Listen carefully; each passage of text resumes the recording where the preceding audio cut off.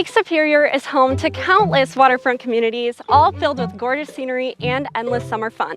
But did you know that this area used to be a major industrial hub? Surveyors from across the country came looking for rich resources and brought an era of new prosperity to northwest Wisconsin, which you can still find remnants of today if you know where to look. Come find out how the influence of this era spread as far as New York City as we discover the hidden landmarks of northwest Wisconsin. My first stop, the historic Washburn Cultural Center. The brownstone used to make buildings like this was shipped as far as Chicago and even New York City, where you can still find original Apostle Island brownstone buildings today. So there's quite a few floors to this building. Can you kind of walk me through what's on each level? Sure. The basement has storage room for the cultural center. People like to go down there just to see the old basement wall because brownstone, even from the same quarry, can be of different quality. And the main floor, you have the art gallery. So you have two art galleries. And then where the bank was, in the front of the building, the actual bank, and where the vault still is, there's an antique shop called the Hedgehog. On the second floor is where the museum is, and there are two rooms, and we have a number of exhibits there. And then on the third floor is where we hold classes and where people can have parties and gatherings. It's one of the best brownstone buildings in the Midwest. Yeah, absolutely. It's so beautiful. So Susan, what was Washburn like when this building went up? It was growing rapidly. So by the time this building went up, people were working on the shoreline, and there was just this sense, this is going to be great. This is going to be the major port on western Lake Superior, and so the lakeshore looked totally different than it does today. It was industrial port at that point. Brownstone went out of favor basically by 1900. That was sort of a fashionable thing. And there was a change in technology. Concrete and steel were coming in as a building material, and you could go much higher without having the wide walls. I like the fact of realizing that, yes, today is today, but there was a past, and there are a lot of stories behind you, and try to remember them. Well, thank you so much for being my history teacher today. This was amazing. Next up, the Plumer Mine Headframe, which is the last standing headframe in Wisconsin. I'm meeting with Cathy Techtmann, the president of the Friends of the Plumer Mine Headframe site, to learn all about this metal giant. Well, in true Wisconsin fashion, you can never predict the weather, but Cathy is a trooper and she's sticking out the rain with me. Cathy, tell me a little bit about what we're standing in front of right now. Okay, well, we're standing in front of the Plumer Mine Headframe, which is the last remaining headframe in Wisconsin. It's a steel structure that was constructed in 1904. It was one of the first headframes, iron mining headframes on the range made of steel.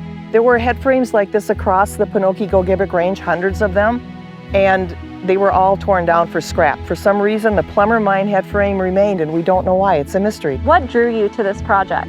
Well, I live in this community, and I actually helped with the first rehabilitation back in 1993, where we put up interpretive signs and we fixed the fencing, we did a few things, and then it just kind of sat again for a number of years. The Friends of the Plumer Mine formed about 2 years ago, and we worked with our town of Pence, which actually owns this property and the headframe, to restore and secure this site for public safety and also the integrity of the headframe itself, since it is the last remaining headframe in Wisconsin and on the National Register of Historic Sites, but also to make it an educational and welcoming place for people to learn about mining history, that they can see this remnant of this cultural past and economic past of this area. They can explore the ruins behind safely on our interpretive walking trails, and that it's open to everybody. You can access this by car, it's on an ATV trail, snowmobilers come up here. So year-round attraction for people to learn and enjoy from. Yeah, absolutely. And of course the sun's coming out now. Well, thank you so much for teaching me about this head frame. After a good night's sleep, I'm ready for the final leg of my adventure, a hike to the abandoned quarry on Basswood Island. The trail is a 4-mile out and back with the perfectly preserved quarry at the end, dating all the way back to 1868. Tell me how this all started.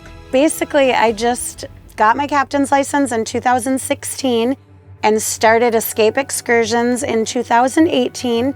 And this is my 7th season, and I love it. It's a lifestyle. So Captain Shelly, we're going on this hike to this quarry. Have you ever seen anything like it before? I can't wait to show you, because you will be able to put yourself in history and imagine these men, 100 men digging in this quarry and sawing, and they had to work so hard to get this stone to help build our buildings, you know?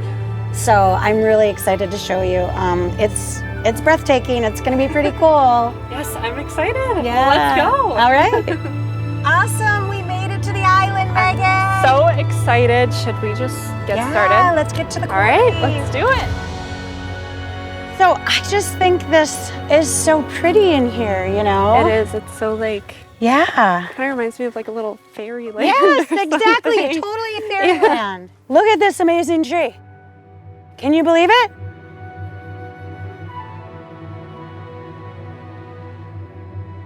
So imagine 100 guys living on the island in 1860. Yeah, geez. Isn't that crazy?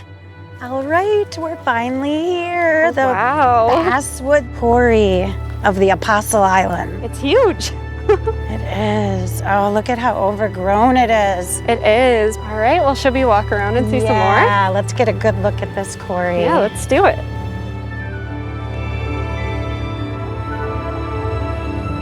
Wow. Whoa, look at this. Oh my gosh, this crazy. is amazing. Yeah, it's like a whole different view. Oh my gosh. You can Yeah. see like all the brownstone too. Yeah, now we can really see the quarry. We're up above. It was a little hard to tell. Yeah.